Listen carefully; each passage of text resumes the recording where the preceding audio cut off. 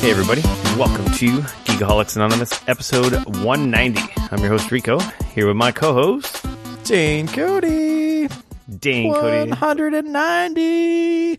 I wasn't ready for that to keep going on like that. I don't know. I'm having a dance party. 190, 190, 190. For once there, I thought it was like a quick just Dane Cody instead of the long rigmarole or imaginative intro that you usually come up with. Gotta do something. Keep you on your toes, man. He's just Dane Cody. I could just get right into the spiel. No, come on. Gotta sidetrack you a little bit. It wouldn't be a show otherwise. Dane and I get together once a week, talk about video games, TV, movies, and or whatever the hell we like. Primarily, quite heavily, and most often video games, of course. Got a little TV chat this week, though. I checked out some new shows because everything's coming back from holidays and new stuff is launching. So, yeah. So welcome everybody.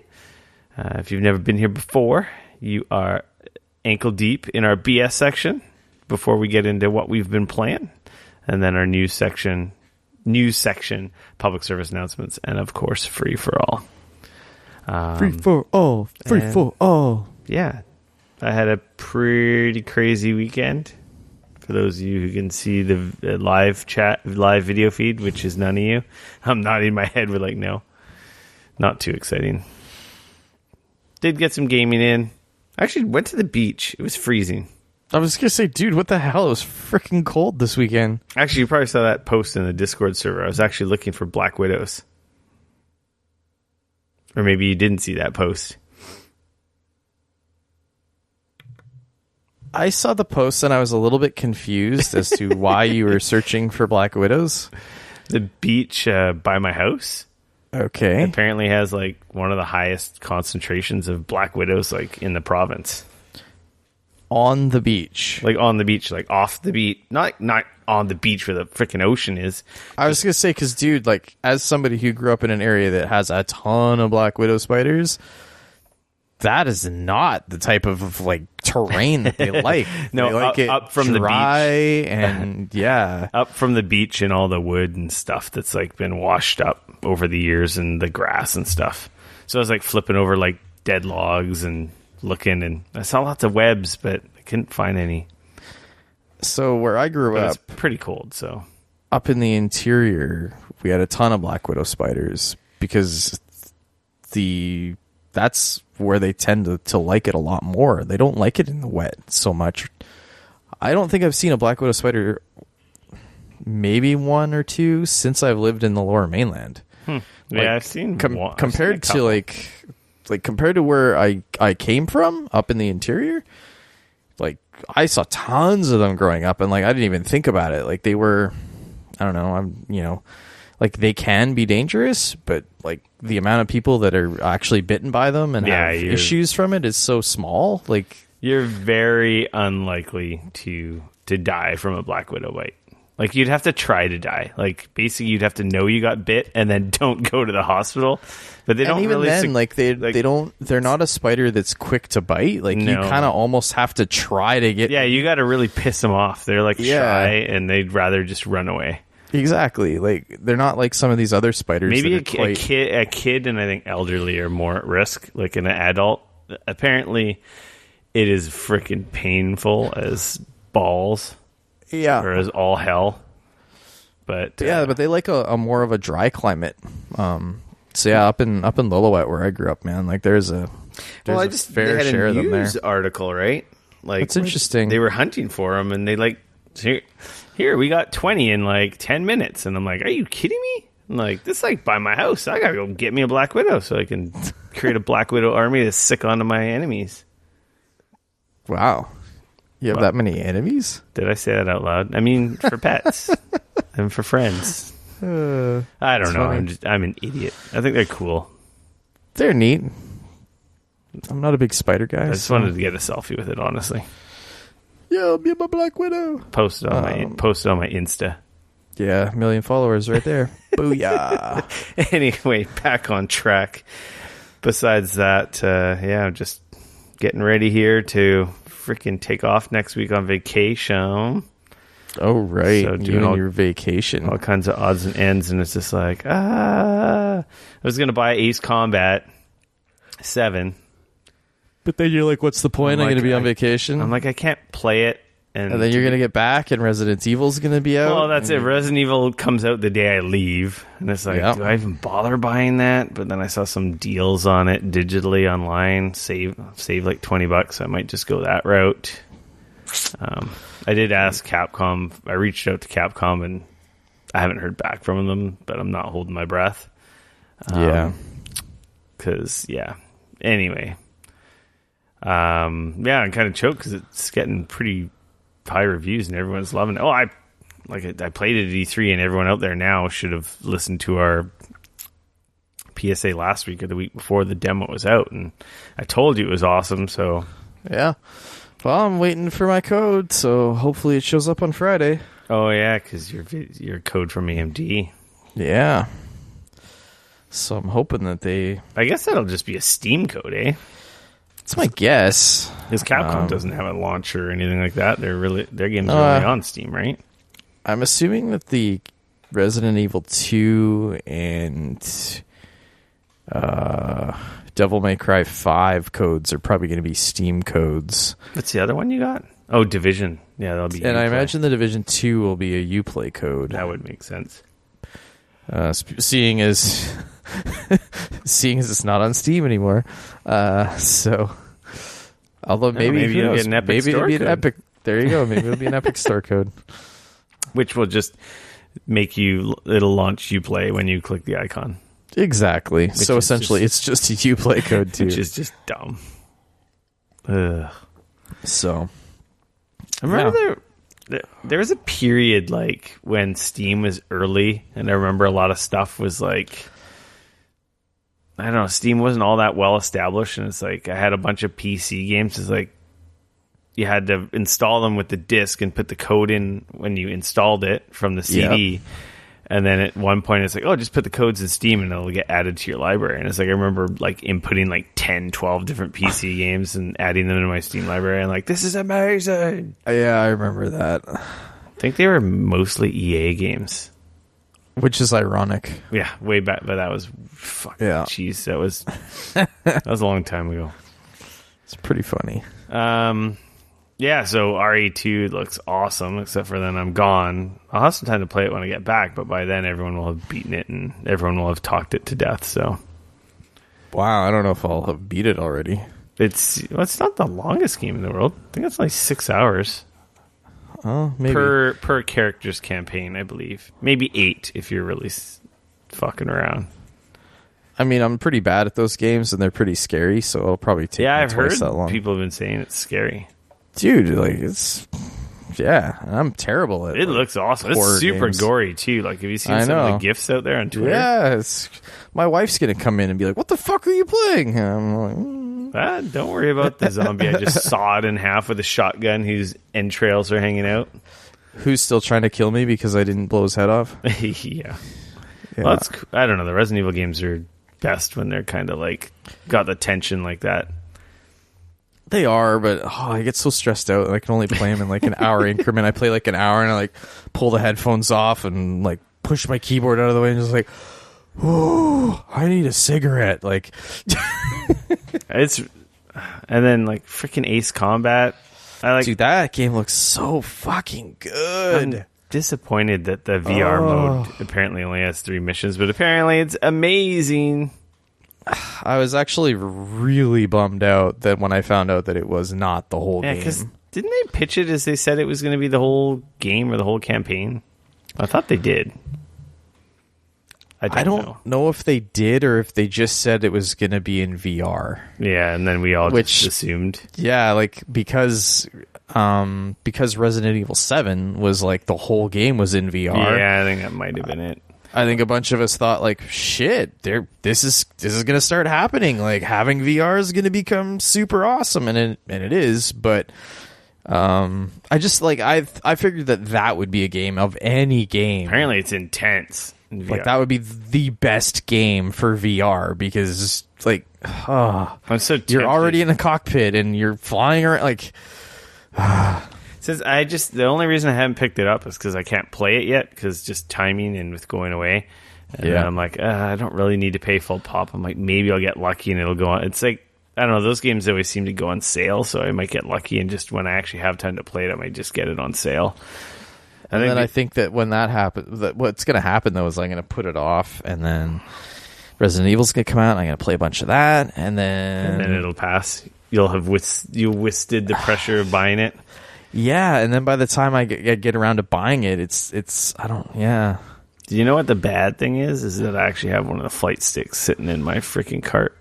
Oh, like, wow, that is bad. I'm like, do I pull the trigger? They say it's the way to play. And then in VR, that'll be freaking amazing.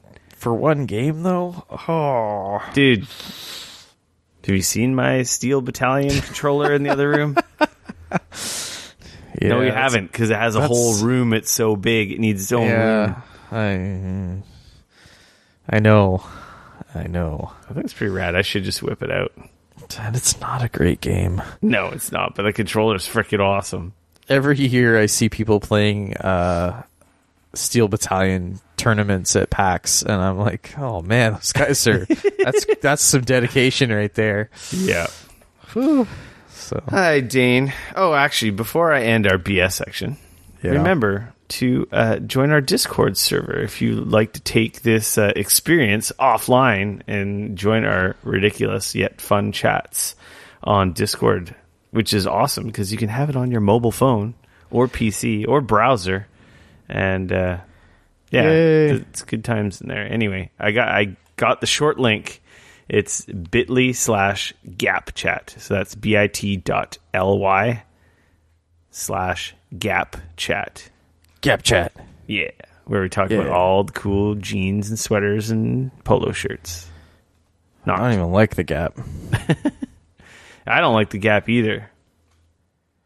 Do you remember the Gap? I feel like at one point was really big. Like I think it's still big, but is it? I can't remember the last time I saw anybody with like a Gap shirt on, or that I talked to, and I was like, "Oh, that's a nice shirt" or whatever, and they're like, "Oh yeah, I got it at the Gap." Good for kids' clothes. I think Old Navy, even though Old Navy is just Gap in different freaking disguise. They're owned by the same company, right? They are. Old Navy is just the cheap shit.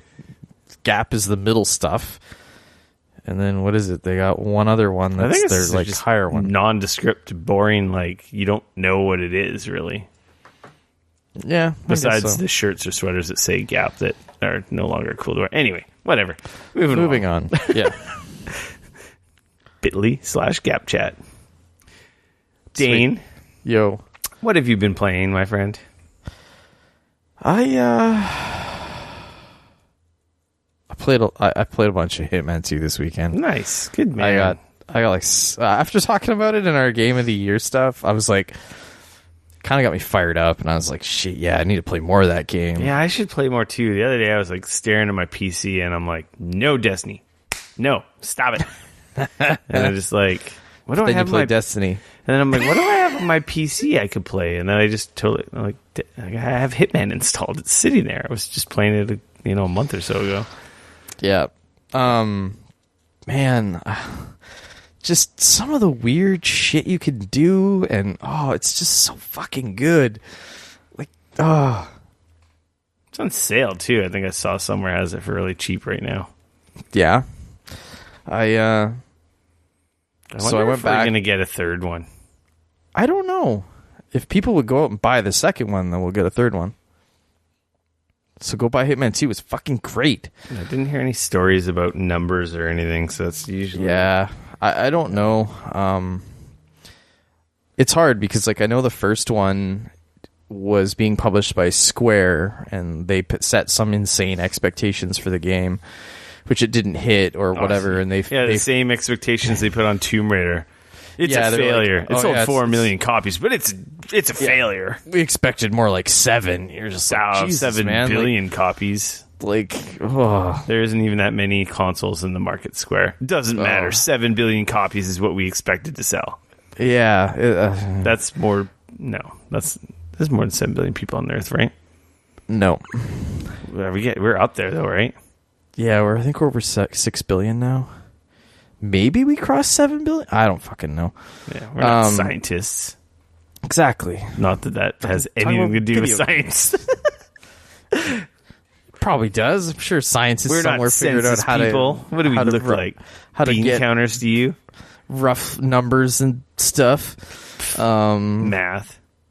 Yeah, no, that, like, it's hard for me to... When it comes to Hitman, I have a hard time, like, jumping in a map and then, like, playing through to the end and then moving on to the next map. You just see all it the happens shit every you can do, and you're like, I have to do that. Totally. So I had to kill these 2 people and get rid of a virus. It was one of the maps from the first Hitman, and like, so one of my runs, I like put rat poison in the stew, and then the guy ran into the bathroom or he ran around and he was like vomiting over the bank, like over the cliff. And his like bodyguards were like standing around because like when he ran over to the cliff, it was like by his house, and he thought he was safe. And I totally like fucking snuck around and pushed him over the cliff. So that's how he died. And then on another run though, like afterwards, I poured water out all over this like area in the front. Like the same guy? Yeah, same guy. And then when him and his like bodyguards walked by, I like electrified the water and like zapped them all. Nice. So I ended up killing his bodyguards, which technically is bad, but but it was still considered an accidental kill. So like people didn't suspect me at all. They just thought it was an accident. Oh man, what a tragic accident. Exactly. So like I didn't have to like hide the bodies and shit, which was great. And then there was another one where I dropped a chandelier on his head, because who doesn't love a good chandelier dropping? The woman that I had to assassinate, one of the playthroughs, I just like, I pretended to be somebody who she was supposed to liaise with. And then we got into an area and I like strangled her and threw her in a dumpster. And then another time it's just, you get so creative with shit. It's so good. I just love how in the Hitman games though, like he can just disguise himself as anyone. Oh, it's the best. It's so the best. White, bald, like scary looking guy. Hey, yeah. I'm the general from Cuba. Yeah, totally. I'm the freaking tattoo artist. I'm the waiter that's supposed to be giving you your food, and I'm the chef. I'm the president of the United States. It's like, yeah, sure. I don't remember the president looking like that, but you know, people look different on TV. Like seriously, like that's how ridiculous his costumes are. Like his disguises are sometimes. It's like you got to realize that people are taking out. They're smart, but they're also really dumb. Oh, it's hilarious.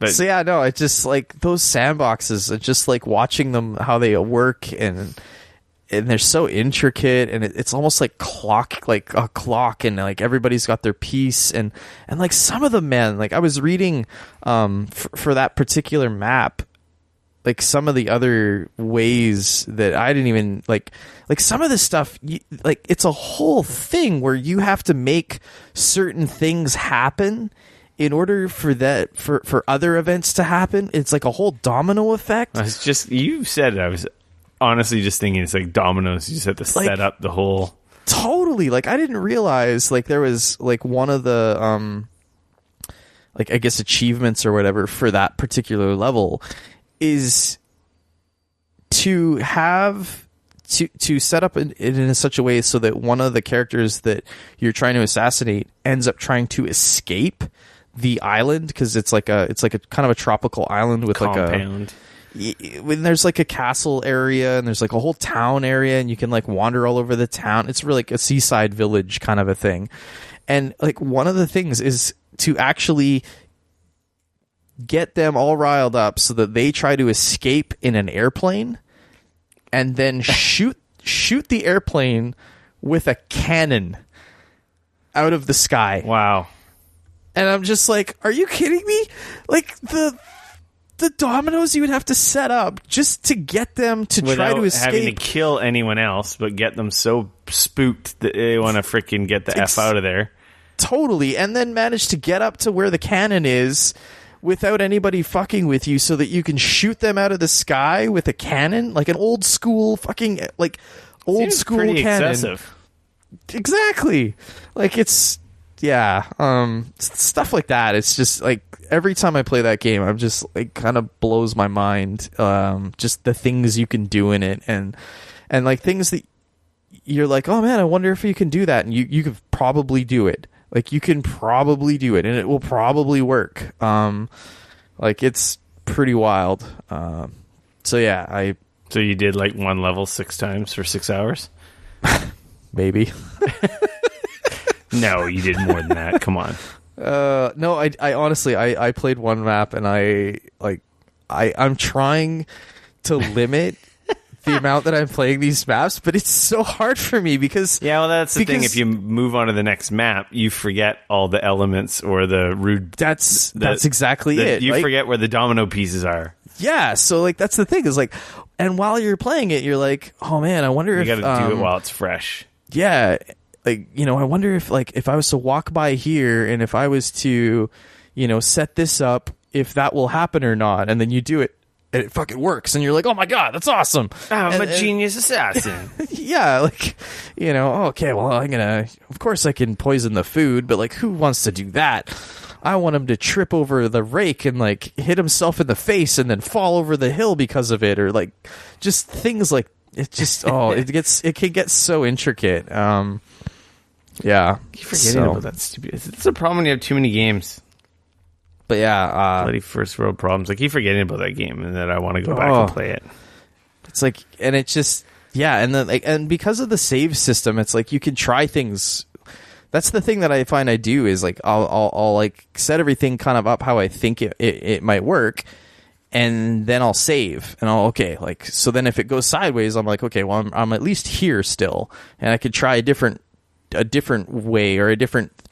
Something a little bit different. Okay, like, well, he saw me there, or that guy saw me there, so I gotta go over here and then like distract that guard so that he'll go over there, so that then I can, you know what I mean? Like you can kind of play with the pieces like that. Yeah.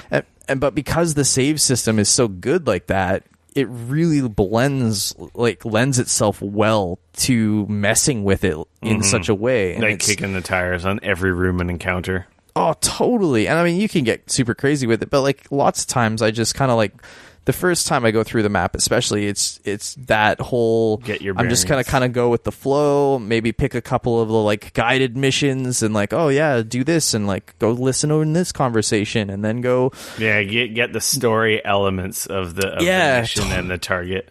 Totally knock that guy out and like that was the other thing. The one girl that I was supposed to assassinate in one of my playthroughs, I managed to lure her down to to the like secret lab more or less underneath the thing. And I needed to destroy the virus. That was the third like there's like the 3 things you need to do. You had to kill these 2 people and like destroy the virus. Tell me you so like what I did is I just managed to send the virus out into the entire complex and kill everybody. Oh, jeez. Including her. And I just walked out in my hazmat suit. Did you lose points for killing all the other people? Of course I did. Because, but I just mean, it's like, it's one of those things where I destroyed the virus, technically. Awesome. And I also killed her. So it was like 2 birds, 1 stone. And stuff like that. And you just like, but you kind of wonder, like, can I do that? And then, yes, I can. Yeah. I was hoping you were going to stick it in her butt. What? I don't know. I was just thinking about genital jousting, drinking beer. Nice. Everything goes in your butt and genital jousting. Yeah. I wonder if you can kill anyone like that in Hitman. I've drowned somebody in a toilet when they were vomiting after I put rat poison. Take that. Maybe you can't do everything in Hitman 2. Terrible game. It would not surprise me if there is, at some point, something in that game where you could impale somebody in the butt.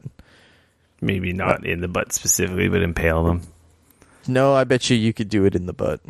Sweet. Game of the year. That seems like that type of game. Damn, I have to go edit the podcast, the Game of the Year episode, and delete it and edit it now. Anyway. Nice. Hitman 2. So yeah, big Hitman 2 hole, and game is great. I played some Red Dead when I was like having some withdrawal. You managed to get to chapter 4 yet, or what? No, I did like 4 or 5 missions. I really don't know what's going on where I'm right now. I don't know what. It's just like I don't really know where I am or what's going on right now. But like I've done a couple stories and I kind of guess what's going to happen. Right. I just like it's just kind of weird. I don't know. I guess I have to get farther along to see how it all plays out with the bigger picture story right now. Like, okay. Short story is we're laying low in a new town, and there's kind of a Romeo Juliet freaking relationship going on between 2 feuding families that kind of own this area.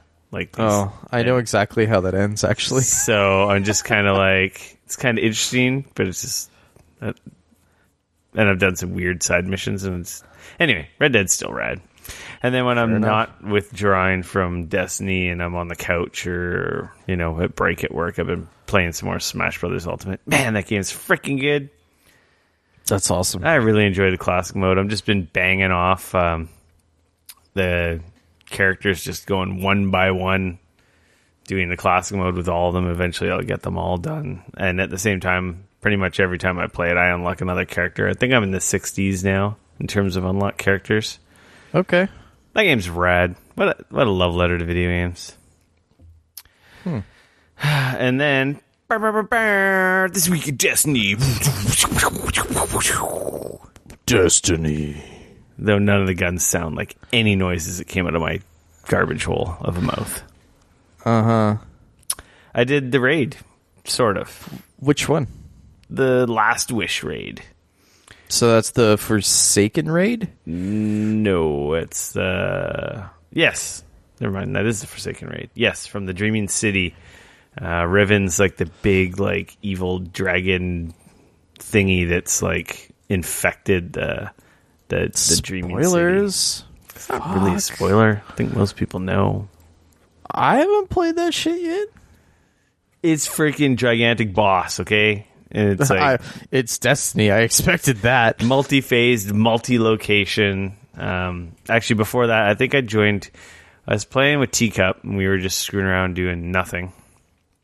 And then one of the clan guys is like, "Yo, Rico, we need some help. Somebody dropped out." And I'm like, I'm kind of playing with my brother-in-law. Like, oh man, it'll be quick. It'll be like 5 minutes. It wasn't 5 minutes. Is anything in Destiny 5 It was minutes? like 45 minutes, maybe an hour. We didn't do the whole raid. We did like half of it. Like, okay. What's the freaking... So you haven't finished it then? Well, I finished it because we beat the end boss, but I didn't do the first. Oh, you didn't have to, like... I joined in halfway. In? Oh, okay. So they had done the first 2 encounters, like annoying jumpy puzzle and like one other boss.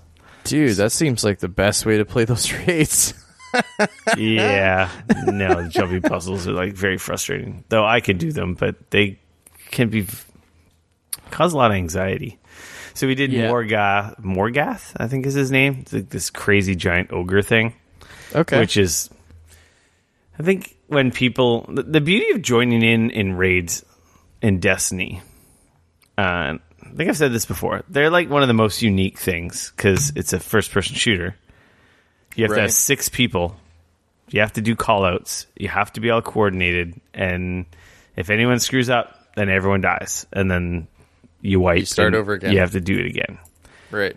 That being said, when you wipe at a boss or an encounter, you start right there again. You're not like recapping a bunch of other bullshit before you get to that point. So, well, that's good at least.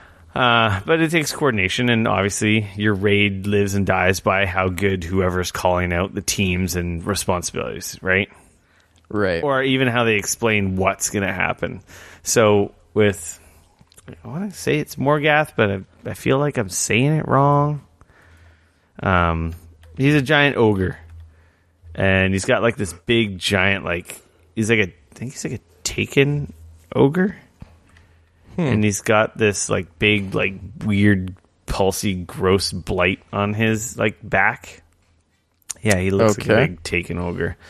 And when you fight him, he shows up in the room, and a bunch of ads show up, and you have to kill these specific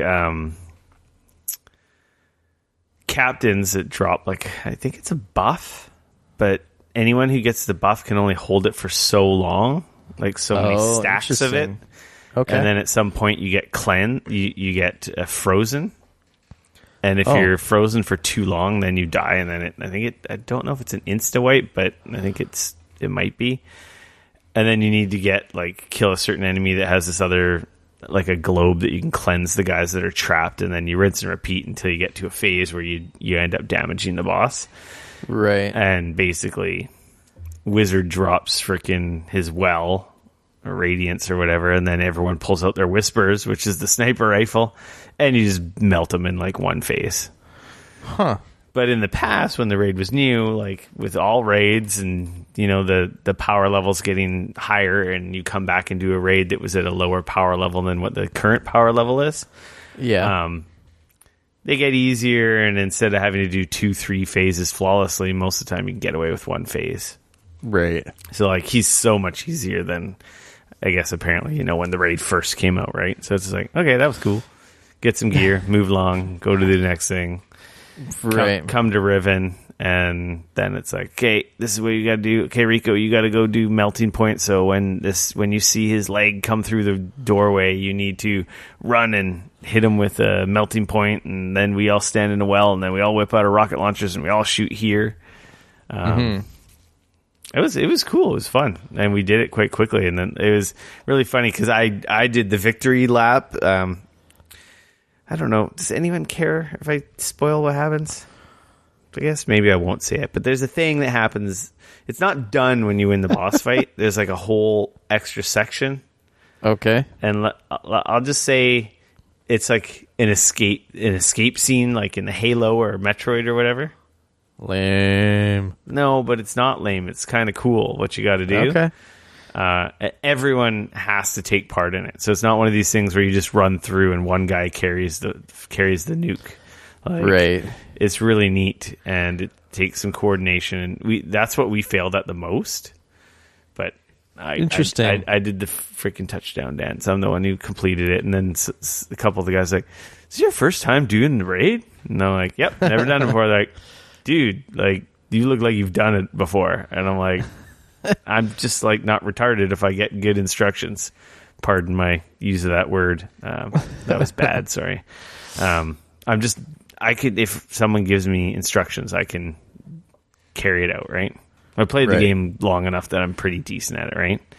So it was cool that they played a lot of Destiny. I've played a lot of Destiny. It was cool that some of the people were like impressed that, like, I was never the first guy to die. If we did fail the couple times we did, it wasn't because I screwed up.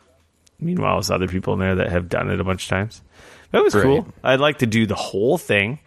I did get a couple. Sure. I did get a couple pieces of the raid set, which look really freaking cool. And I'm like, oh, now I got to complete it because I got 2 pieces of the raid set. I was just gonna say, now you're gonna have to do it. Yeah, I might have to do it again. They raid every Tuesday and Saturday. I was planning when I come back for my holidays to raid with them. Well, fair enough. And try and do the other 2 raids. Sweet, man. So look at that. Finally did the Destiny raid. Yeah, I don't know why. And I think the advantage is it's not as hard to come in after the fact now that all the strats are like super ironed out, and this is the most efficient way to take on this challenge. It's not the early week or month where everyone's just like, everything's like really hard and has to be super perfect. Yeah. And then you come along like an expansion later or like months later and the power level's higher, you're stronger, so the enemies don't hit you as hard as when the raid first launched. So Yeah. Well, that's fair. that was fun. Cool, man. Pew, pew, pew, pew, pew. That's your week in Destiny. Actually, that's a lie. There's a couple Bungie stories in the news, but Oh, good. Dude, spoilers. Man. But they're not. We won't be talking about Destiny as long as we just did. So that's okay. about it. And then I didn't play anything else. I'm just sitting here holding pattern, waiting on picking up AC7 and Resident Evil 2 and going on vacay and playing literally probably no games next week. I guess I'm smashing. Oh yeah, I was gonna say, dude, come on, you're gonna have your Switch with you, and you're gonna be on an airplane. Actually, you know what I'm hoping to play on our trip is I'm hoping to start Into the Breach on my Switch. Oh, okay. Did you pick it up? Yeah, I did pick it up. I picked it up like weeks ago. Fair enough. Dane, with that being said, let's Yes. get into our news and stuff. The news. NetherRealm unveiled the first gruesome gameplay and footage from their Mortal Kombat 11 event that happened, the day after we recorded last week? Yep. Yeah, they had a little event down in LA showing, I think it was in LA, showing off the gameplay, getting some hands-on to all the media industry types, and man, that game is gruesome. It's so gory. It is ridiculously freaking gory. Like, those games have always been, but I just feel like Just the level of detail now. It started with, Yeah. honestly, it started with 10, but 10 really raised it to a level. Then this just seems to have like raised it again. Like, I don't know how that's possible. yeah. Face ripping off, brain eating, impaling, punching, ripping, tearing, breaking, like, you name it. Like, Yep. if there's a painful way of getting gored or destroyed, it's in Mortal Kombat. Man. It looks pretty freaking rad. Yeah. Yeah, like it does look good, and then like it looks very intriguing, and I kind of want to play it. So there'll be a link in the show notes with the gameplay reveal trailer if you want to check it out. They have a fatalities trailer as well. It looks really good too. It's like, It looks incredible. yeah, like, I guess that's always the advantage of the fighting game when you have like a set arena and you can really just dial up your effects and graphics and textures for such a confined small arena. The character detail just goes through the roof. Well, that's the thing, right? You can increase the polygon levels. Yeah, because you don't have a world. You don't have a huge world to render. You have a small section of a world to render. So you can make the characters look just awesome, good, and the backgrounds and stuff, and there you go, right? That's your whole game, really. They added some new systems, which they demonstrated. Well, they're not really new. They're just a little changed from, I guess, how they were in MK10. Right. Like, I can't remember what they call it now. Speaking of, MK10 is on Game Pass. I need to install that on my Xbox One and play it. Yeah, Mortal Kombat 10's awesome. The story's awesome. Yeah, Like, I wanna play NetherRealm, it just for the story. 'Cause NetherRealm great. they have hands down the best fighting game story modes, period. And I'm still surprised that everyone else hasn't even come close to touching them. Like, they may be campy. It's Mortal Kombat. Come on. It's like gods and assassins and killers and weird stuff. And Yeah, but they're the same ones that did the Injustice games. Yeah, and like no. those both have great stories. yeah, they're fantastic. So it's like, I don't mean from like the quality of the story and like this is an awesome story like The Last of Us, but the story mode, the quality of it, the polish of it, like the love and attention and detail given to it kills every other fighting game. Like, NetherRealm nails it. And I'm so disappointed. Like, this year, we got Tekken 7, we got Soul Calibur 6, and even, like, you know, as amazing as Dragon Ball Fighters is, like, all those games are super competent, amazing fighting games. And Street Fighter 5. Like, they're all amazing fighting games, but they don't have good story modes. They have, like, serviceable at best story modes, and no one comes close to what NetherRealm has done. That kind of bugs me, because it's not like this is new. This goes back to what? Injustice 1, 2, at Mortal Kombat 9? Did it even start before that?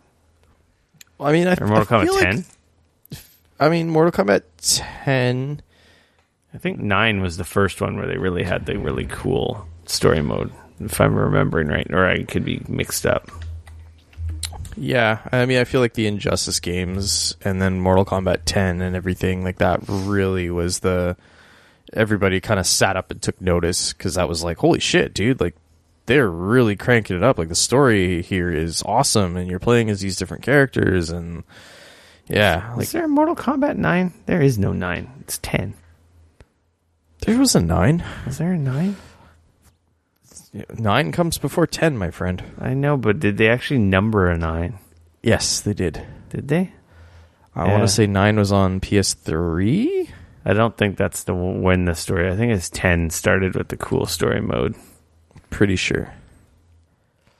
Yeah, I think that's right. So man, we have so many games, it's all blur. But yeah, anyway, I don't know. I'm kind of disappointed that they kill it and everyone else is like they haven't even attempted to play catch up. It's kind of disappointing. Hoping that the new one's going to be as good story wise. Yeah, I'm sure it will be. April, was it April? I think it's April. April 15th, I want to say, for some reason, sticks out in my mind. Moving along. Uh-huh. I thought this story was kind of funny. I don't really have a lot to say besides the fact that it's kind of funny. It's sort of related to video games loosely. Netflix sees Fortnite as one of its greatest threats. It makes sense. They had like an investor call, and anyway, they kind of threw shade at like HBO, and they're like, we compete with HBO and YouTube and whatnot, but it's like, really, we're more concerned with like Fortnite. So it's kind of like dissing your competition, saying that they're competition, but they're not really competition. Well, it's interesting to me because like they're saying in the US, we earn around 10% of television screen time and less than that of mobile screen time. We earn consumer screen time, both mobile and television, away from a very broad set of competitors. So we compete with and lose to Fortnite more than HBO. And when YouTube went down globally for a few minutes in October, our viewing and signups spiked for that time. There are thousands of competitors in this highly fragmented market vying to entertain consumers, and low barriers to entry for those with great experiences. There really, so I mean, like when you think about it in that way, it makes sense, right? Like because you can only do one thing. Like I'm either going to play video games or I'm going to like watch Netflix. I'm not really going to be doing both at the same time. You can, but right. Like, and some people put stuff on in the background or whatever, but like ultimately you're not like engaged with that. I don't understand. You know what I mean? Like so many people do that. They're like, "Oh, I'll watch Netflix and play games, or I'll watch streams and play games." I'm like, well, so I don't. When you play, are you poorly playing video games? Like you're the guy who makes me lose my freaking Gambit match because you're watching Netflix or Twitch streams at the same time instead of paying attention to the goddamn game. Or are you the one that only half watched the show, and then when we talk about it later, you get everything wrong because you don't actually know what the hell happened on the episode or on the show? Or yeah, I don't know. But it makes sense. I mean, you have a finite viewership, and there's only so much that people are going to watch. And when people are talking about, like, I mean, I know in our house, like, we're probably going to load Netflix before we load Amazon Prime. Yeah. I own it. You know what I mean? Like, that's definitely our kind of go-to as far as, like, oh, there's not really anything on TV, or we haven't recorded anything that we feel like watching, so then we straight go to Netflix, generally speaking. Since they're talking about Netflix, and this kind of seems kind of pertinent, I moved this one story up because it has to do with industry and money. But I owe a correction to Arctic Fox, who reached out to me via text because he knows my phone number. God damn it. Oh, man, you poor bastard. Yeah, he gave me shit about how we were wrong. We were talking about streaming services. Was it last episode or the one before? We were complaining about, you need the Disney and Netflix and Hulu and this and that, and it's just going to get as expensive as cable. And then we were saying you can't do live sports. Right. We were kind of wrong on that. And I just completely forgot that you can subscribe to NHL, MLB, and all those different sources separately. I forgot that they got on that train too. So yes. I don't know. And like, feel free. Like, I'm not super big into sports, but I do know that at least this was the way it used to be. That a lot of those services would give you the out of town stuff, but a lot of the local stuff that was broadcast on the local channels and things, like blackout stuff, wouldn't end up on their apps. Yeah, but you get all the shitty games, so it's like you wouldn't have a lack of something to watch, though. Right, but I just mean, like, if you're trying to follow, like, the Canucks, for example, and the games on Hockey Night in Canada, exactly, like that's a game you're not going to be able to watch on your app. You can still stream that through. Like, that's the thing. Like, all these channels also have their own streams too, so there's a lot of stuff you can even get for free if you subscribe to those channels. No, some of them you don't even have to subscribe now. They're so desperate for viewers. I don't know. I think it's Global and CBC and a lot of Canadian channels, you can just download the app. Because and you don't even have to be a subscriber? No, they don't even care because they're just they got to sell ads and keep the doors open. I don't think they're getting the revenue like they used to from the cable companies. So at this point, they're kind of like, you guys aren't getting us the eyes, so we got to kind of go around you. I don't know. Either way, but you can't get live sports. Sorry, I forgot. I guess I kind of discounted it as like you can't get. It's expensive as hell. Like I was looking at the numbers, like. Was it NBA? One of them was like $200 for the season or whatever. Season, and I guess technically, if you really break it down, that's not expensive to say the truth. Because if you compare it to a cable package, like a cheap cable package, which probably doesn't even touch the amount of content you would get.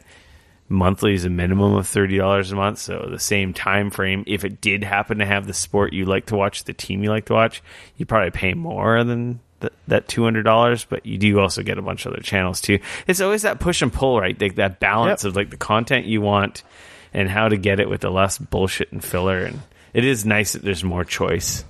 Absolutely. I mean, I see where he's coming from, and I don't disagree. And like, especially like, take somebody like me for example, who. I don't watch a ton of sports, but like I do watch some basketball from time to time, and like the team that I tend to follow is nowhere near me because I don't have an NBA team close to me. Yeah, so the team that I tend to watch is out of town. So if I was to, do the NBA package, it would work great for me because I could just watch all those games. I don't know how the blackout stuff really works, but I do know that. But I do know that there's like blackout stuff like that, especially with the NHL things. Because like even the teams, like on top of like say you bought the NHL like center ice package, Canucks sell like their own package, and that's how they get around that, and that's like another $200, and then it's a never ending cycle. Or you could just have the sports package on your cable bill and. There you go, and not have to worry about it. He's not wrong. There are ways around that if you really want to. I guess the thing is that like it just back to that conversation about all the different packages and things like that. I don't understand. I just at what point is everybody having their own service kind of worse than just being able to get it all kind of like. You know what I mean? Like yes, the cable companies are kind of like that, the guard of this is all of our content, you got to pay or whatever, but I'm only paying one person and it's kind of straightforward. Like, and it's interesting, like, this kind of ties into that. So down in the US, DC Universe is the new DC streaming service that they released, and they've got all of the DC animated stuff, and they got the DC movies, and like they've got the cartoons from like back in the day. Titans. And the new Titans show is exclusive in the United States to that show, like to that network. You have to subscribe to it. But here in Canada, we're lucky because if you're a Netflix subscriber, we can just watch Titans because it's included in Netflix because DC Universe isn't in Canada. Yeah, just like you reminded me that like I was all hyped about the Disney streaming service, but then it's like it might not launch here when it comes out in the US. I guarantee it won't launch here when it comes out in the US. That's not to say that it doesn't launch here later.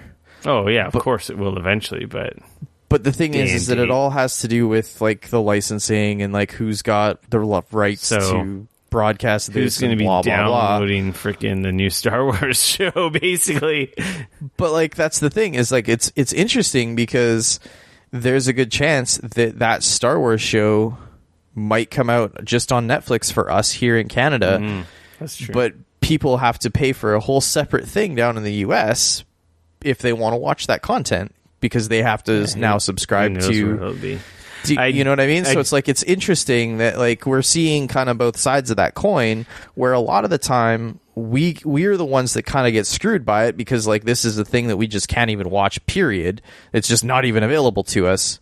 But like this is one of the few cases where I win because I don't have to fucking subscribe to another service in order to watch the stuff that I want to watch. Yeah, it's just I heard here it is on Netflix now. I can't remember where I was listening somewhere, and I can't remember where now.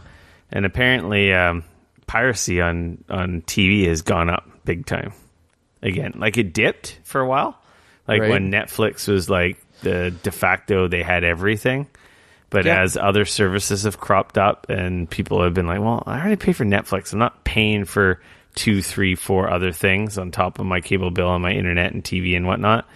Makes sense. Apparently, like piracy, like started going way up again. Like it had gone down a lot because it was the Napster iTunes thing, right?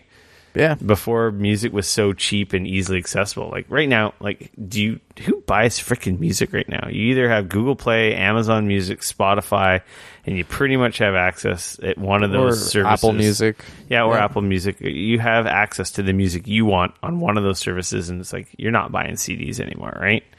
Right. Like, or even you're not even buying individual songs. Like I haven't bought any music. I probably haven't bought music in a decade now.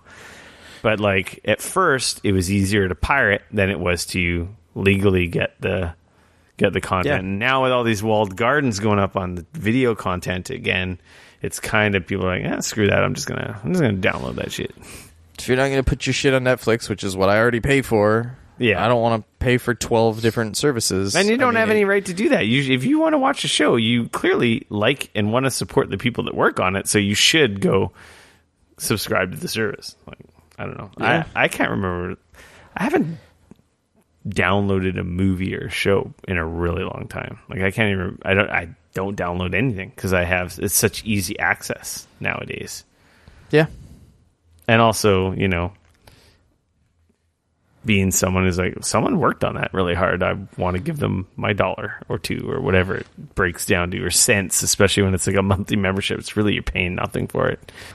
I was just saying, my wife and I, like a few weeks ago, like it's so easy now to just be able to hit the like rent button on your like DVR or whatever and watch a movie. You don't have to like. I'm paying for it. It's legal. It's happening immediately. The quality is great. It's everybody wins. You know what I mean? Like it's easy, and I'm willing to pay for it. Yeah. If you make it easy and you put it in front of people, they will pay for it and deal with it legally. Fine. It's only when you make it a problem to get to that people are like, "Fuck you! I'm just gonna pirate it." And I mean, there's always going to be those people because they're assholes or whatever. But like the majority of people, like they're willing to pay for that content as long as you make it easy and don't make them jump through 1,000,001 hoops and stuff. So. Yeah. Yep. So this story comes via TechCrunch and was freaking propagated in like everywhere. Actually, where I had seen it was I got a ESA Entertainment Software Association news release. Mm-hmm. Them and the NPD group released a PR thing saying that the video game revenue in 2018 reached a new peak of $43.8 billion, up 18% from the previous years. So Wow. surpassing the projected global box office for the film industry. Wow, that's So, pretty wild. Not that obviously video games are a lot more expensive than movies, so it's pretty clear why the numbers are so high. But for the naysayers out there, or anyone who's saying that video games are dead or in trouble or yada yada, they are sorely mistaken. Some interesting stuff in there. I don't think it was in this story, but I follow this gentleman from the NPD group, Matt Piscatella.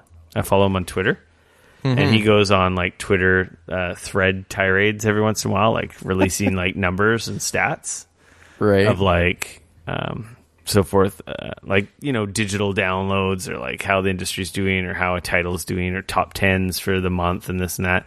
They seem to come from this guy quite often. Okay, yeah, that makes sense. One of the neat things is that digital games uptake has gone up big time. Like for consoles, apparently like 70% of games are bought digitally.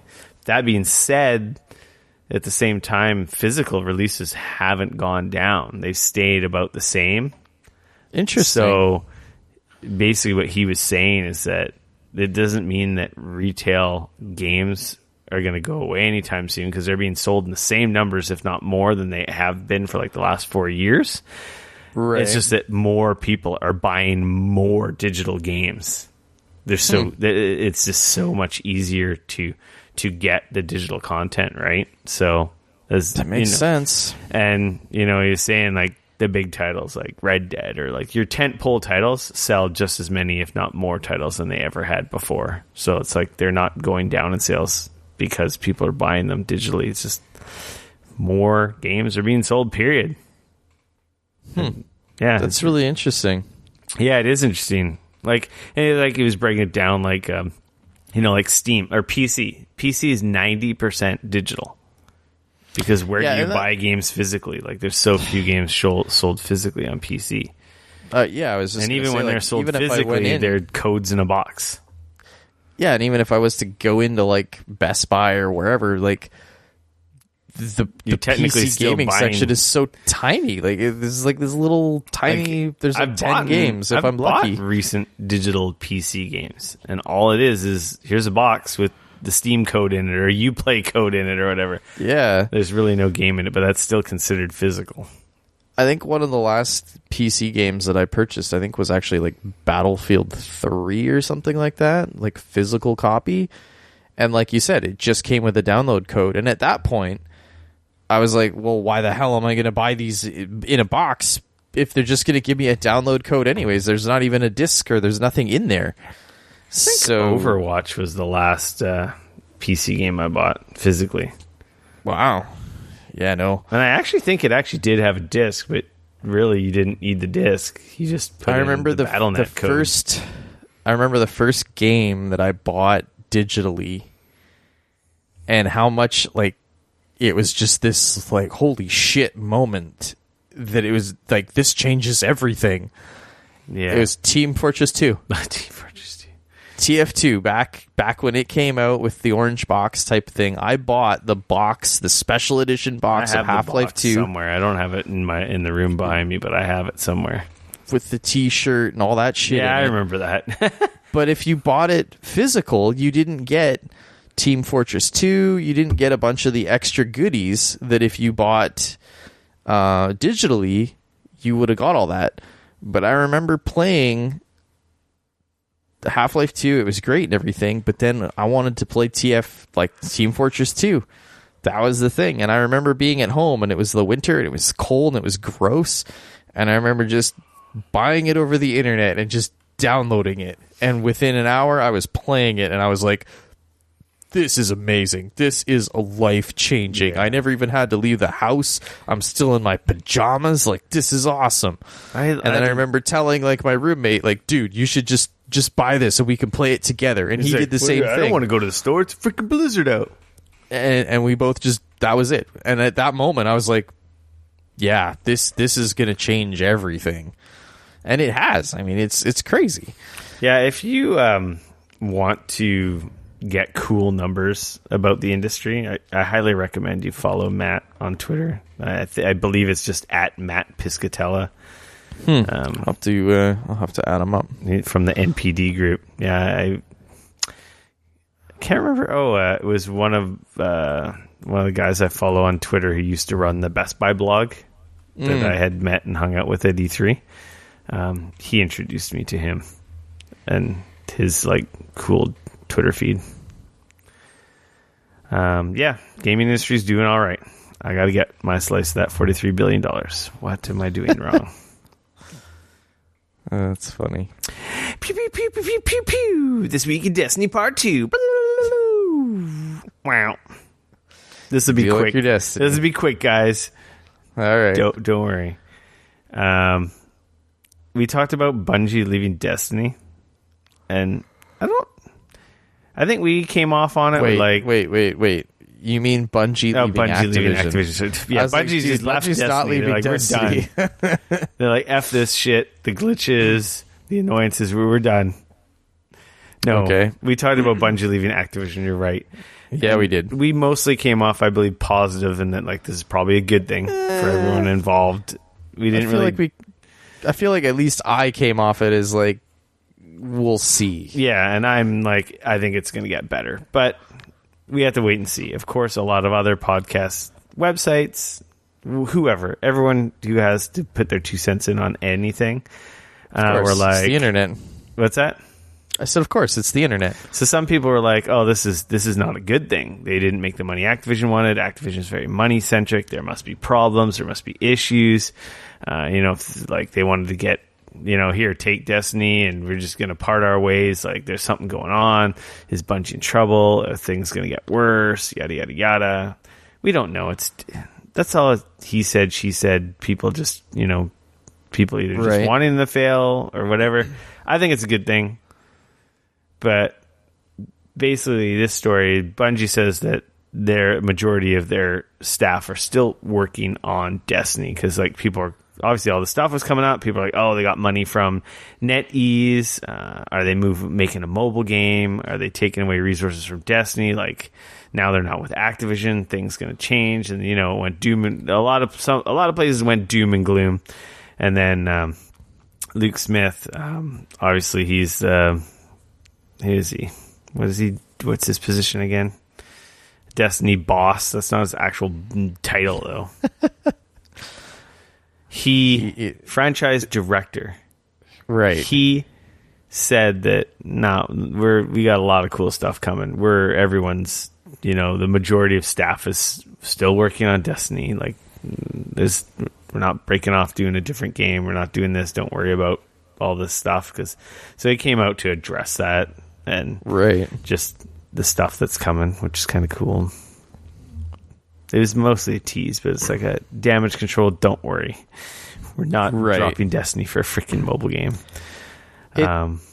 It's funny because I feel like the more that I've thought about it, and the more since we talked about it, the more like I see a strange pattern with Bungie where they have these relationships with publishers and then they run away. Like this same thing happened obviously with Microsoft. They were a studio, Halo. They were building Halo, and I wonder if it worries me a little bit because it seems like the story that they want to put out there is that all these things that they want to do, they kind of weren't able to do because of the publisher or because of this or because of that. And then they get rid of their publisher and then they seem to just go get another one, which is kind of odd. Like obviously we saw that with them leaving and then going over to Activision and signing like a 10-year deal to do Destiny with Activision, leaving Halo behind, obviously. It's just, it was interesting. Like I was kind of looking at it a little differently and I was like, man, is this indicative of like maybe some issues? Like they're not willing to just take responsibility and say like, a bunch of these issues were in fact our own damn fault and not just like, do you know what I mean? Like I remembered like thinking back and looking back on some of the old articles and stuff of like when they left Microsoft, and it was a very similar thing where they were like, oh yeah, you know, we're so happy to be out on our own again and blah blah blah blah blah. And it's like technically they were on their own with Activision. It's just that they had a publishing deal. They weren't owned by Activision. And you know, now here we are again, and they're like, oh well, you know, we're leaving our Activision behind and we're moving forward. And like I don't know, it's just interesting to me. Yeah, and I'll be very curious to see what happens with Destiny. Yeah, it is and with Bungie. Super intriguing as to what's going to happen. I hope it's all good, but who knows? Because like I think that there's also a lot that, you know, us as gamers and us as other people outside don't realize that how much Activision does that they didn't have to deal with before, as far as like PR and as far as you know, advertising and like just so much of that kind of stuff. When I went to go see Destiny at E3, it was all through Activision. Right, like they deal with all of that stuff. Like there is a ton of back end business. To be honest, like I reached out to Bungie's PR several times, and I even met him at E3. Right. And I still have never seen an email answered from them. Right. And it's like probably one of our most talked about games. It's like, yep, rad. Thanks. You know, like, okay, sorry. Sorry I'm not PewDiePie. Right. Like, that kind of leaves a bad taste in your mouth. And like, okay, well, you actually work for Bungie. And it's like, ugh. And it makes, and like, that's the thing, right? Is like, so it's going to be very interesting kind of moving forward, seeing what happens, because a ton of that back end stuff is now suddenly back in their court. Yeah. And a lot, a lot of people deal with it. And a lot of people paint Activision as like the evil empire and the bad guys, right? So, but is that true? We don't know, right?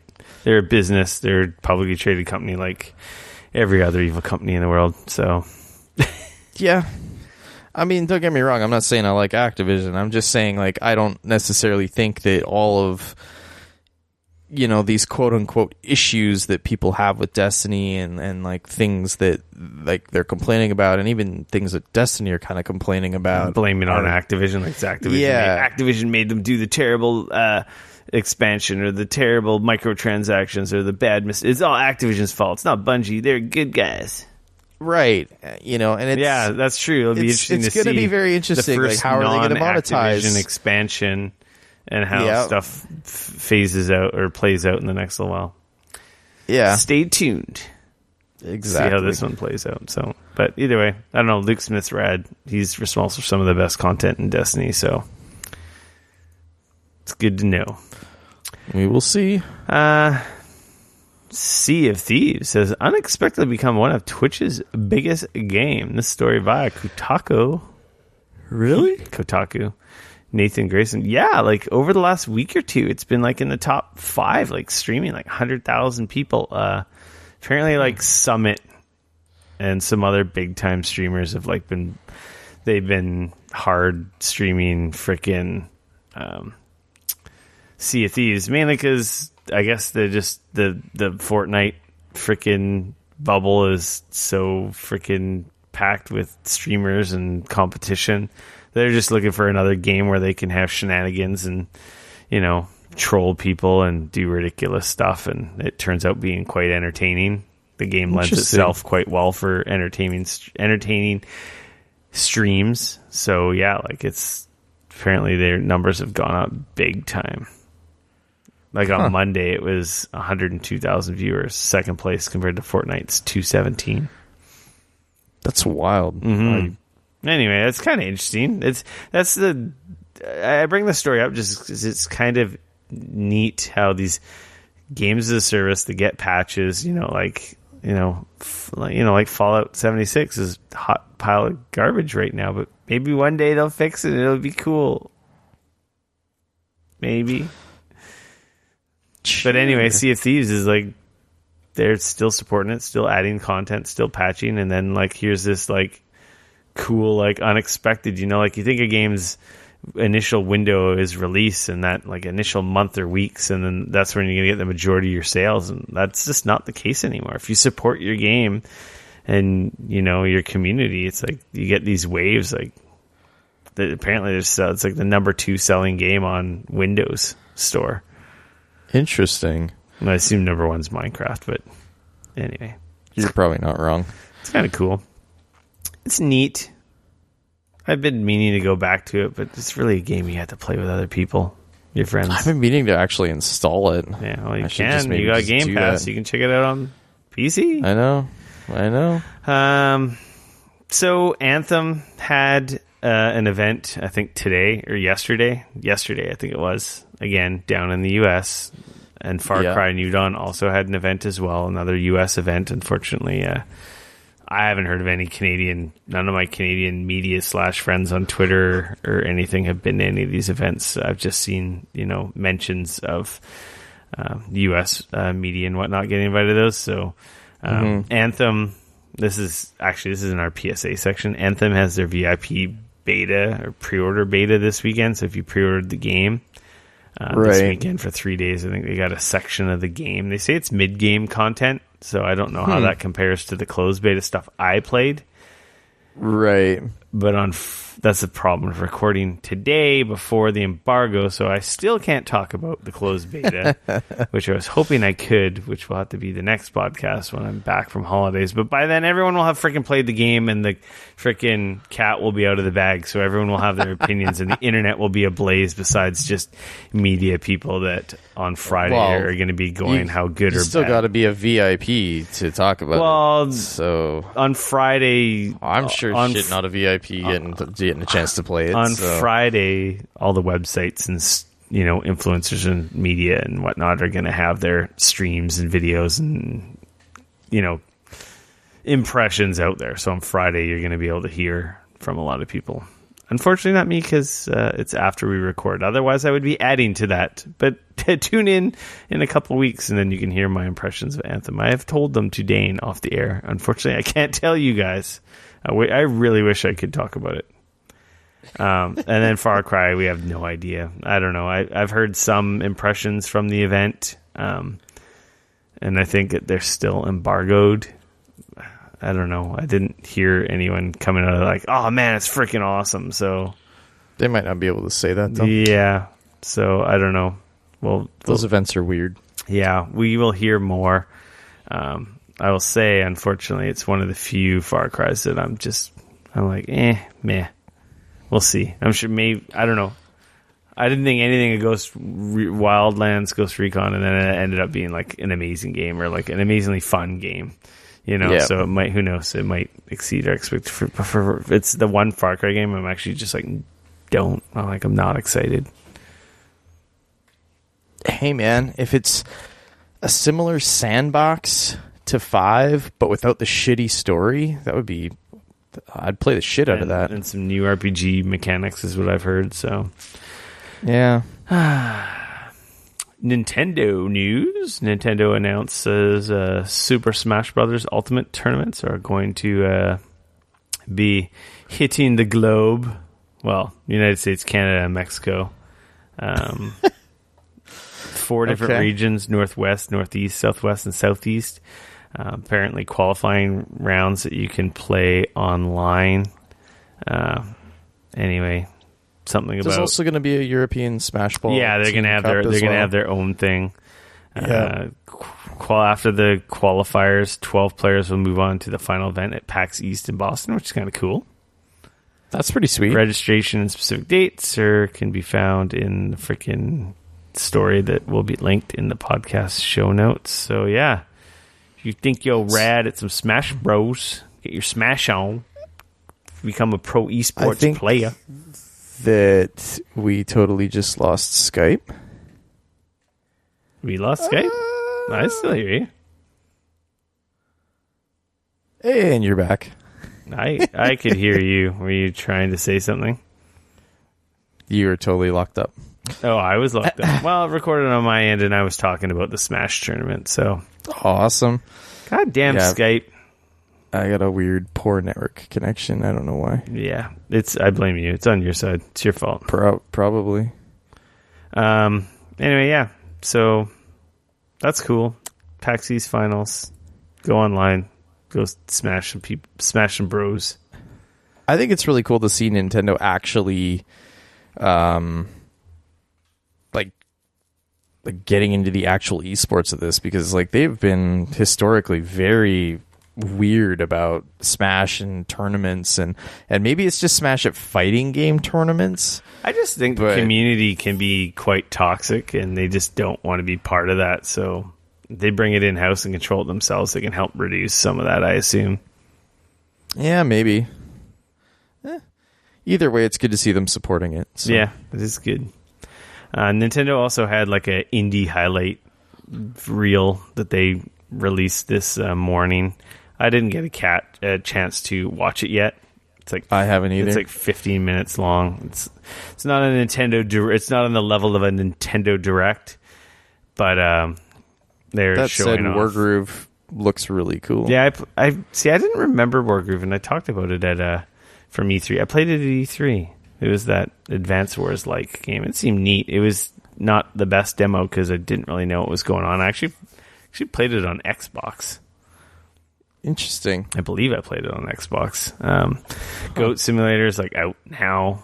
SteamWorld Dig has the SteamWorld series of games has a new one called SteamWorld Quest coming out, which looks like a team-based card collecting role-playing game, which looks kind of freaking cool. I saw the trailer, and I actually saw that in my press releases in my inbox this morning. I'm like, SteamWorld? I'm down with SteamWorld. I beat 1 and 2. Yeah, I'll check that and then I out. realized that this is like a weird card collecting. It's an RPG. thing. It looks like a straight-up turn-based RPG. I guess the cards are your abilities, though, so it looks neat. I hate. They announced some release dates for a bunch of indies. Check it out if you're interested. It's 50 minutes long. Link in the show notes. There's a lot of cool looking games. They didn't break down this. I got this story from Kotaku. They don't list all the titles. Looks like there's a lot of games announced in this trailer. I'm gonna have to watch that. Vita 2, aka Nintendo Switch, lives. Yay! It is. The Switch is hands down the best place to play freaking indie games. Not gonna lie. Yeah. No, it really is. For sure. PSAs we already talked about. Anthem pre-order.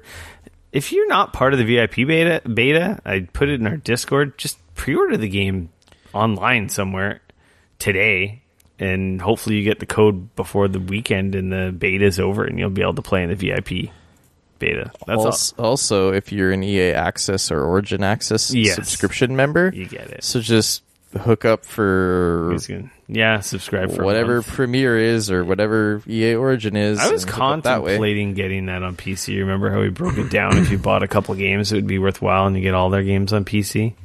Yeah. The only issue is you don't own them. I know if you stop subscribing, but I mean, I guess you could always just down the road stop subscribing. I guess by the time by the time you stop subscribing, Anthem will be $10.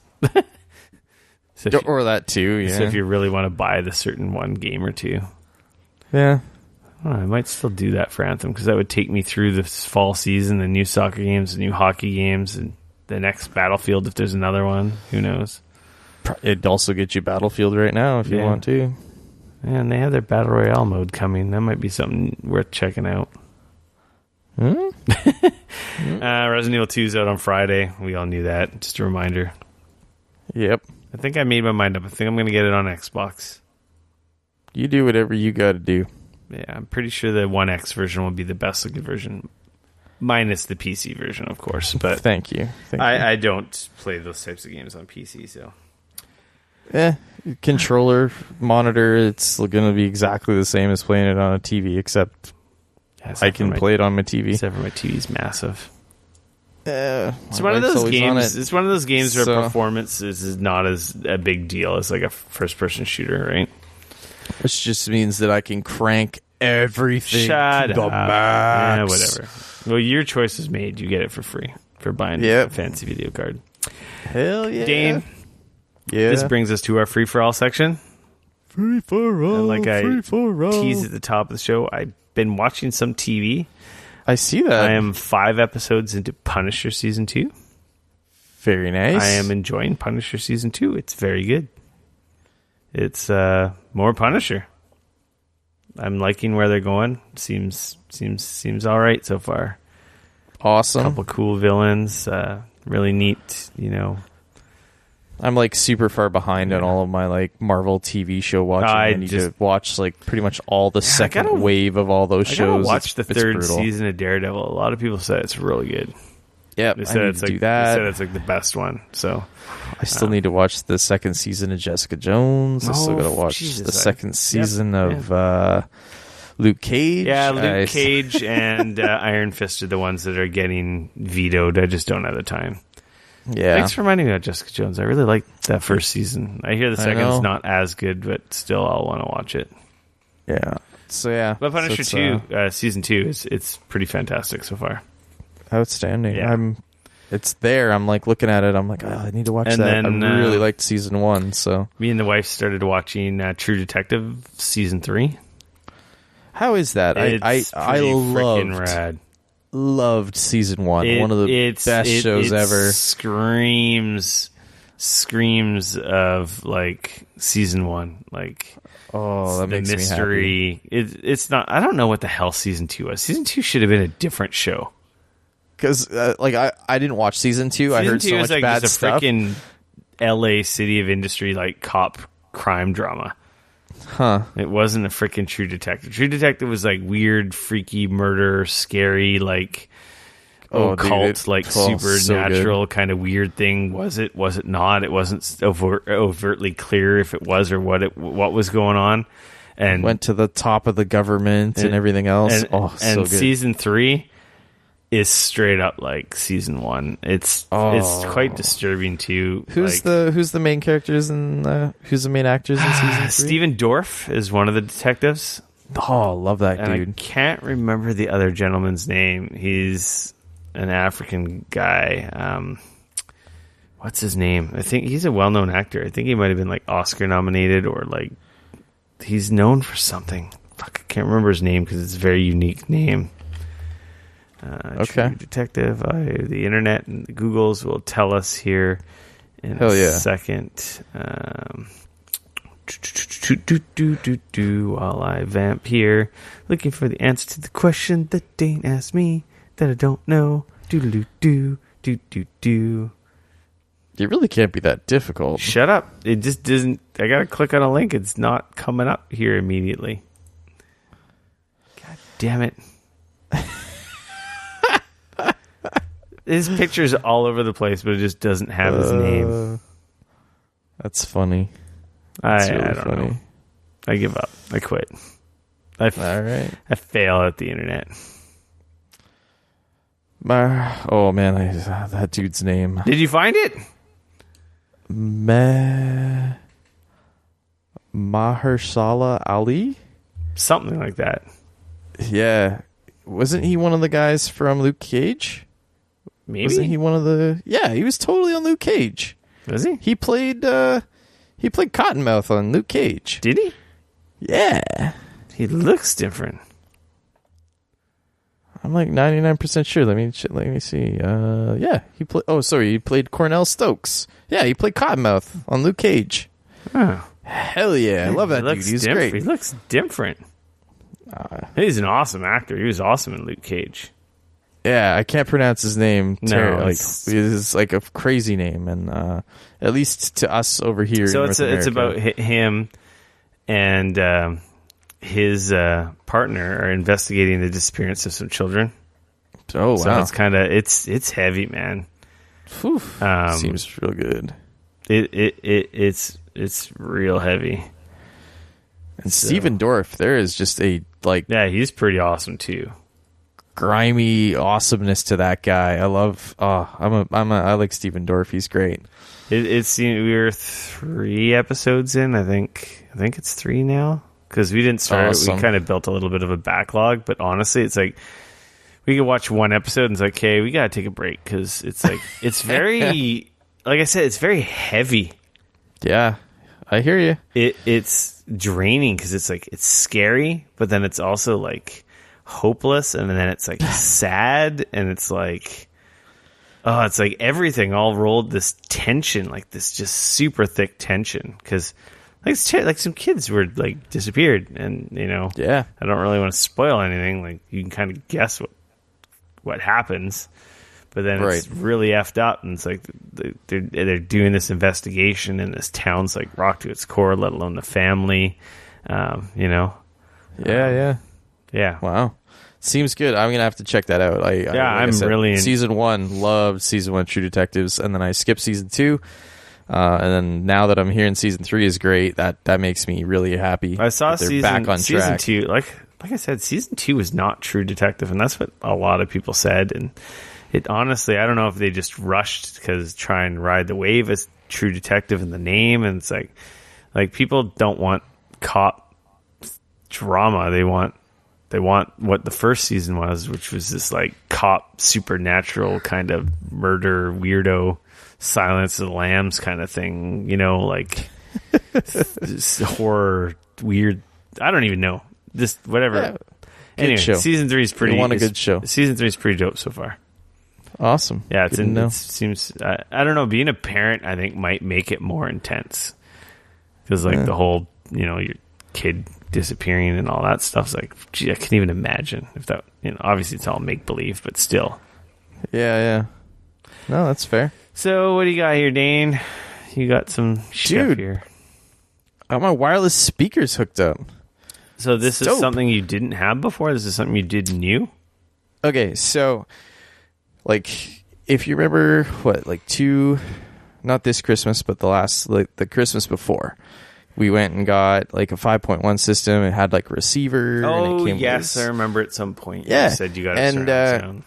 Yeah, and so we got surround sound, which is dope. But the thing is that Not the way our living room is set up, to try and run those rear speakers, it's I got to run them either all around the edge of the room and over the wall and done exactly shit. You got wood floors, right? Nope, carpet. Oh, you got carpet? Yeah, but the doorways screw everything up. Yeah, it just does not work. Laid out. And I'm not gonna run them straight across the floor and try and put a little throw rug over top of it. That's just stupid as hell. I've seen that. So essentially, times. so my wife was pretty much look, you want to put the rear no, we're not running cables across our floor. So essentially, our 5.1 system has been a 3.1 system with the center channel and the two, and then the right and the left. Let's be honest, nothing really comes through the rear speakers. So I picked up a wireless rear speaker kit, and what it does is it essentially plugs in one half. There's a sender. It sits over by my receiver, and it plugs into the receiver where the rear outs would go, right? Where the surround sound channels would go. Yep, exactly.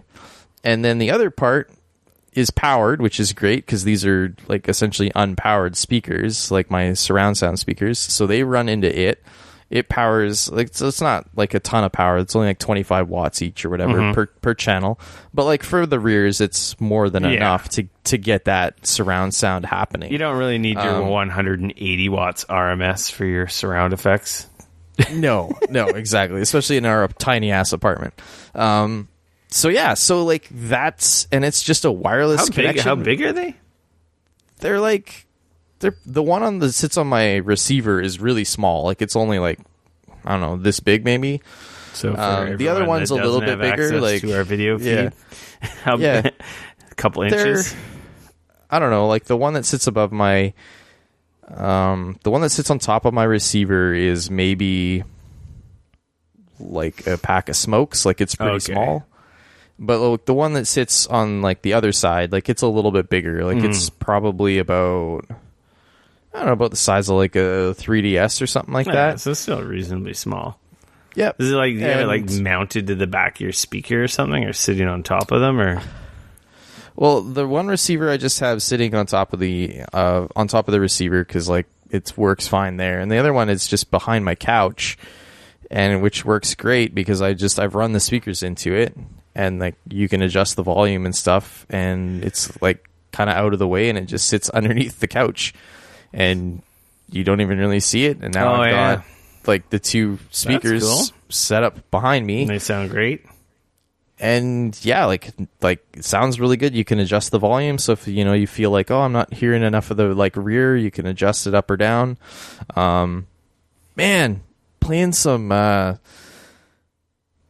God of War and stuff on the weekend, with the and added sound. Oh, so good. Nice. Oh, I really was just like, oh my God, I've been missing so much now. I know you jerks were talking about surround sound in the Discord, and that made me go and look up Atmos and looking at maybe upgrading my system, and I'm like, I don't need to do that. Dude, just, yeah, like I don't know. Like I'm not, it's not like, I don't want to say it's not life-changing, because it's rad going to like a full 5.1 and actually having those rear speakers. That's the whole point of having a surround, like, is to have the sound everywhere. Yeah, like and being in a game and having like I said I was playing God of War and having Atreus, like as I'm like walking around and like his 1 minute he's like behind me, so now it's like, oh, he's actually behind me now, and then it's like he's across the room out of the other one, and it's he's all way off on the left now, and it's like it's so cool to just hear that difference, and it's like so much more immersive. That just yeah, like headphones are great, but man, when it comes to like that real surround, that is so good. It is cool, but I don't know. I've had surround sound for a long time. I've built a few home theaters like over the years. Like currently I have a 7.1 set up, with the multi-directional surround speakers and giant towers and the giant subwoofer and the giant center channel, and like I have very expensive speakers. I spent a lot of money over the years building it, and it's a pride point of mine. Like I love my man cave, but like to be honest, I honestly love playing games with headphones better than my surround sound. I find it more intimate. I find it more intimate, and I find the effects even easier to discern when and where enemies are coming from, and just the nuance of all the sound you can hear. It's just it's different, right? There's a reason why playing multiplayer you want to play with headphones on. Like I get that. There's no question about that. But yeah, you don't. Really, but like if you're like in a really immersive single player, like man, it's so good to have that like physical speaker being where it is. Like it's really good. Yeah, no, I like my surround. But yeah, no, it was like surprisingly cheap though to not have any cables running across the floor. It was a quick setup, like plug the speakers into the back of the amp. It already came prepared. I wonder. I didn't look into the cost of adding like those Atmos speakers that you put on top of your existing speakers. I didn't look into the cost of that to give you those height channel. Like that's the big thing about Atmos is like, okay, not only is it surround, it comes from above and below you, and like because they have directional speakers that fire upwards. Yep. Or if you plan ahead of time and you build your surround sound room or whatever, you can put like the in-ceiling speakers as well. But that's not many people have the opportunity to do that, because that's like you're building a room around that at that point. But the ones that you put on top, I never looked at how much those cost to add on. But like I would need an amp. I could run the cords. See, that's the thing is it's like it's always the receiver and shit, and having to redo all of that. Like I find is so expensive. I could run the wire to all of them. I'd have to fish the rear speakers because my rear surrounds are wall mounted. Right. But yeah, I'm just like, I just get a headache thinking about it. It's like, is it gonna make it that much better? I don't think so. I think too, like for your situation, like now you've got like a kid and you've got like other like, it's not like you can just like pound it and enjoy it all the time. Like, it's a little different. She's young. Like, see, I think that's where my enjoyment of my like we come and watch movies down here all the time, but we don't have it as loud as we used to because she's sleeping upstairs, and literally, if I have it too loud, it literally sounds like there's an earthquake in the house if you're in one of the other rooms, right? Yeah, right. So you can't like fully. And I mean, like as she gets older and she's watching the movies with us, it'll be a different story. Mm-hmm. She likes the big screen. She's like, come and watch Paw Patrol down here, and she like loves it. Right. So, anyways, I highly recommended wireless rear speaker adapters. No, absolutely. Like, I don't know why it was one of those things. And those are the Best Buy ones you got, right? Yeah, they were just the Rocket Fish How much Best Buy ones. $100. Canadian. Yeah. So $5 American. Yeah. Something like that. And then you saw... But it was one of those things where I didn't even think about it.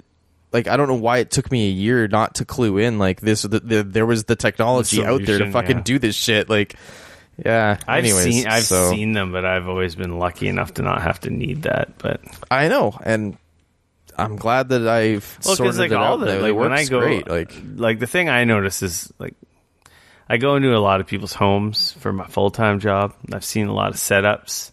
Yeah, and most people, I feel like the surround sound. I don't know how that industry is doing, because to be honest, I rarely run into amplifiers, and any ones that I do run into are old. Like, I rarely run into people that have new ones.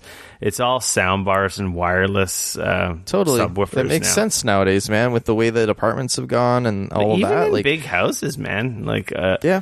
I think because people don't want. It's like aesthetically, it's not nearly as nice to see like the big amps and shit. What I've seen in some of the higher end places that I've been, I've seen a lot of.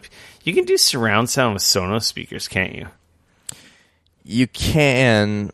The key there is that you have to use their sound bar. So it's in combination with their sound bar, because I've noticed a lot of those setups lately. Because the sound bar is the only piece of their puzzle that has HDMI. So it talks to the other ones and gets them all in sync. Yeah, so the other ones are all like, they'll all work on their own, no problem. But you have no way of connecting those to your television. Yeah, for the without the 5.1 or whatever. Yeah, without the Sonos bar. I've noticed those setups being quite popular. They're fucking expensive. Oh, I know they're expensive. They're fucking expensive. You don't have to tell me they're expensive. You're looking at cheap man in-home multi-room Chromecast setup for like super cheap.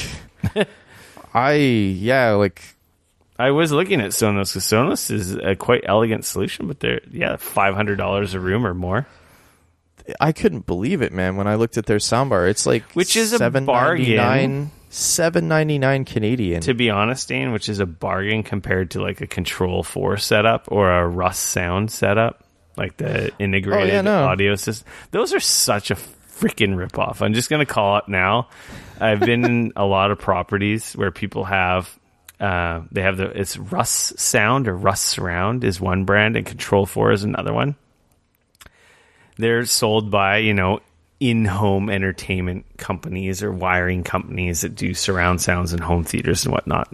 And they're really cool. You get a little control pad in each room on the wall that has like volume buttons and a play button and a stop button. And anyway, they're neat.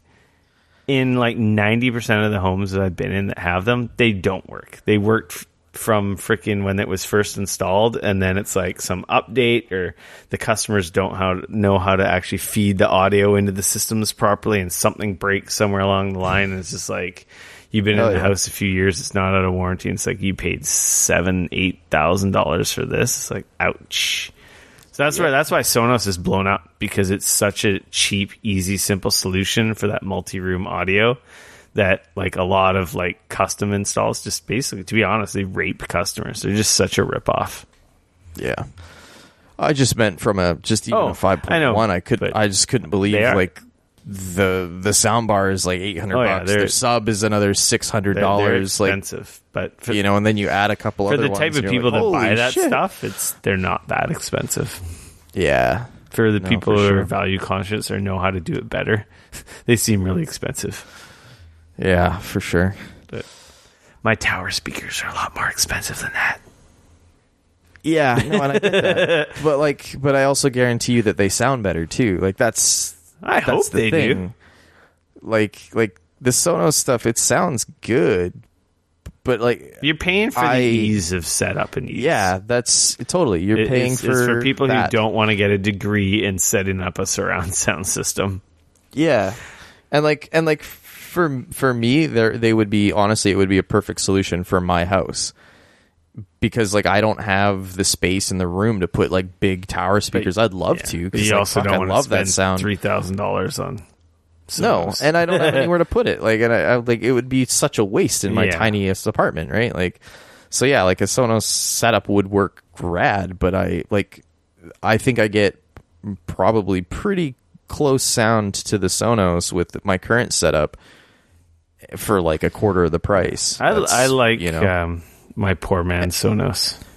And the beauty is that at least right now, I can just, like, whenever I want, I could go out and spend a few $100s more, and I could upgrade all of my speakers if I want, and just keep my amp and my receiver. Like, and there's that whole thing. I do kind of want a new amp, but it's just like, I have a Pioneer Premier right now, and I'm pretty happy with it, but I don't like it as much as my Yamaha amps were awesome. Those were amazing. Dude, Yamaha amps are rad. They are rad.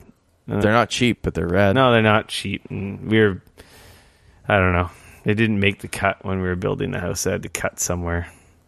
Yeah. To be honest, if I had a Yamaha right now, like, how different would I really notice? Not really. Yeah. You saw Bumblebee. I did. And was it rad? Like I said, it was rad. Yeah, it was fucking great. Yeah, it's a good movie. That movie is awesome. My wife really liked it. It's the best Transformers movie, right? Oh, yeah. It's a great first step in the right direction on a franchise that's been crapped on for so long. Oh, yeah. No, absolutely. And not only that, but like they did a really, really good job of humanizing. Like there was more than one moment in that movie where I was like, kind of dusty in here. Oh, yeah. Dude, like there was at least twice in that movie. Yeah, like I was surprised. Like I was just like, "Whoa! I can't believe this! Like, really, this came out of nowhere and really kind of hit me. Like, I did not expect this." Right there in the fields, Transformers movie. What the hell is this? Yeah. Like, yeah, no, like fantastic, great casting, fun movie, super great. Yeah, like storyline was pretty solid. Like, I loved it was just fun. It was really enjoyable. My wife really liked it. Yeah, no, like awesome movie. I want to watch it again. I wonder when it's going to come out on video on demand. It's definitely one of those movies that if that's the direction that they're taking that series, it makes me very excited. As a longtime Transformer collector fan, Generation 1 kid that grew up with the toys. Oh yeah, it makes me so excited. Yeah. Go see it if you still can. It is worth seeing in the big screen. Like we saw it on the big screen there, and I'm really glad I did because it's worth seeing that way. It's going to be one of those. Well, I'm not going to have to buy it, but I will. I will get it on video on demand and watch it again. I will buy it on Blu-ray. Yeah, it's still in the theater, so yeah, it is. Yeah, Dane. Yo. With that being said, I think we're at the end of our show. That's a show. Episode that is 190 in your ear holes. Dude, we are closing in on that 200 mark here. That is crazy. Might have to do something special for that. We got a couple weeks to think about it. I'll come up with something. Kind of blowing my mind, actually. 200. That's crazy. I know. Jeez. Love it. Yes. Love it. You can follow me on Twitter at RickF. RICF. You can always come hang out with me on Twitter at Dane Cody. That's DAYNECODY. I said it wrong. At RickF, no K. RICF. That's the easy way of making people remember it. All right. Did I explain the Rick with the C? Have I explained that on the show before? I feel like I have. Yeah. Oh, yeah. I have? Okay. My real name's Ricardo. Kids used to call me something that rhymed with Ricardo that wasn't very nice. So my 5th grade teacher said, cut off the Ardo, and then you're just Rick. And then the name I got teased turned into something else. There you go. You can guess what rhymes with Rick. It's really easy. There may have been a video game about it that Dane played a couple weeks ago. Maybe. Anyway, make sure to hit that like, subscribe, follow button on your Instagram, Facebook, YouTube, and Twitter. We're Geekoholics at all the social medias. And of course, if you're listening to us on Apple devices or iTunes, make sure to leave us a review on the iTunes store. I haven't seen a new one in a while. I'm very disappointed. We don't ask for much, just a little measly review. Fair enough. And yeah, make sure to join. Plus, you can always come hang out with us on Discord. Yeah, and remember to check out the Discord, bit.ly/gapchat, bit.ly/gapchat. and join the Discord server where we have a lot of nonsensical conversation and making fun of each other and or sharing cool stories or feedback. Or should I buy this dumb thing? Yes, you should, Rico, because you're an idiot. Of course. Yeah. And links in the show notes for the Discord as well. So if you can't remember that, if you've got a capable podcast app, you can click on the Discord show note link and it'll take you to the channel. You can join, download the app. Highly recommended, if not just for joining our Discord. It's a pretty great app for like video games in general. There's so many groups out there, centered around video games, and just for voice chat when you're playing on PC, it's pretty rad. Creating rooms, you can use it for anything. You don't have to use it for games. You can create a Discord for like your work friends or something, like little private little group chat groups, voice channels. It's really cool. It's good stuff. Until next week, or the week after, depending on if Dane can pull some magic, because I will be on holiday. We may or may not have a show next week. We'll keep you posted. Zoom. Peace.